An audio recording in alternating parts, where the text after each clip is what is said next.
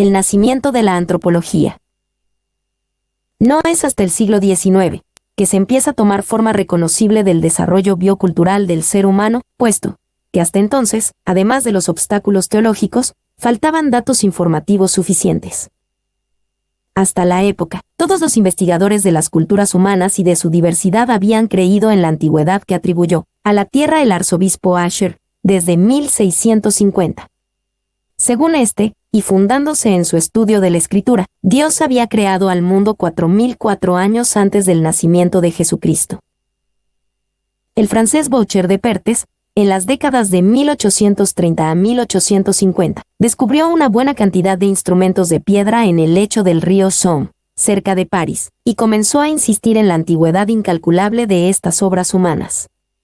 Otros hallazgos de importancia se hicieron en Francia y en Inglaterra, y en el 1825 se encontraron en la caverna de Kent un diente de rinoceronte y un arma de pedernal.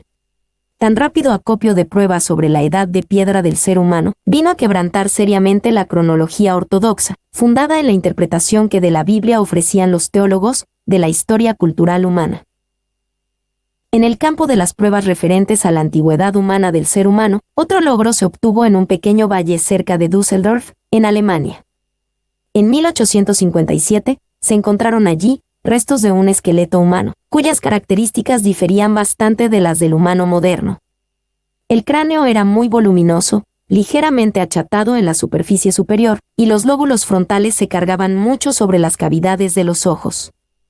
El médico alemán, que fue el primero en escribir acerca de este fósil humano, lo describió como perteneciente a alguna raza de salvajes bárbaros. Siendo el rastros más antiguo de los primeros habitantes de Europa, según consta en el libro 100 años de antropología de Penneman. A este fósil se le dio el nombre de hombre de Neanderthal, por ser hallado en el valle del río Ninde.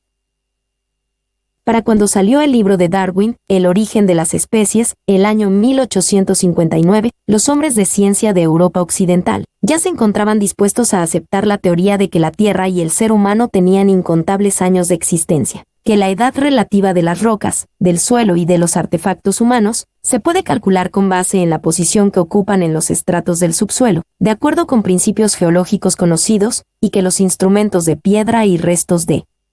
esqueletos hallados en diversas regiones de Inglaterra, Francia y otras partes aportan pruebas de los comienzos de la historia biológica y cultural del ser humano, cuya antigüedad puede contarse en centenares de milenios.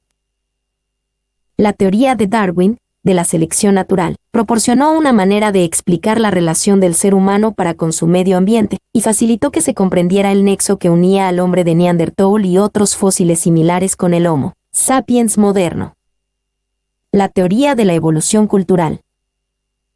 La teoría de la evolución cultural propone que la historia humana se puede describir como un progreso, desde los rudimentos inicial hasta compleja civilización presente.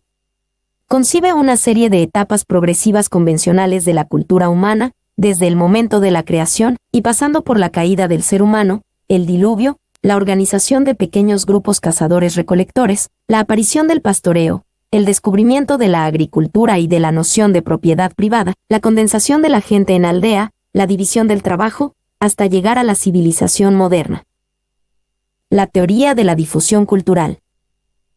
Esta teoría fue manifestada por diversos eruditos en la postrimería del siglo XIX, que pusieron en duda la teoría de que todas las sociedades humanas hubieran recorrido los mismos estadios, y afirmaron que para comprender de la mejor manera posible la evolución cultural humana es preciso verla como resultado de una difusión muy compleja de elementos culturales entre los grupos humanos. Según algunos proponentes de esta teoría, todo el impulso cultural debía atribuirse prácticamente a un solo lugar, a Egipto, de donde se difundió al resto de la tierra.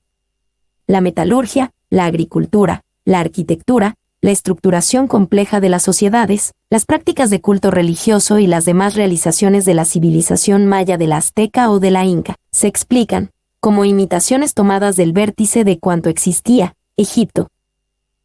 En los comienzos del siglo XX, en la Escuela de Viena, ciertos antropólogos austriacos eran de la creencia de que la cultura original humana provenía de cierta región asiática y que de dicha sede cultural habían crecido varias culturas complejas, en diversos ambientes. Las grandes emigraciones de los pueblos habían transportado estas antiguas culturas hasta regiones del globo muy distantes entre sí.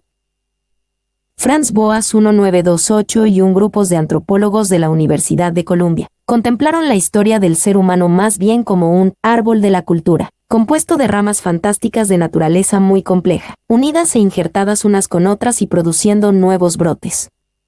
Cada rama era representativa de un complejo cultural absolutamente específico, que debía analizarse en función de su propia historia también específica, sin pretender compararlo con los complejos culturales de las demás regiones del mundo, encajados tan a la fuerza en el vasto esquema de las etapas de la evolución. Esta escuela norteamericana rechazó la idea de que el desarrollo o expansión significase necesariamente progreso o mejoramiento, y la tendencia a reunir culturas separadas dentro de un solo género muy amplio de tipo de cultura, y rechazo de denominaciones y marbetes tan amplios como el de salvajismo. Reconoció la existencia de zonas de cultura, a las que se concedía una naturaleza completamente específica e individual, y por consiguiente, una serie de diferenciaciones o rasgos culturales.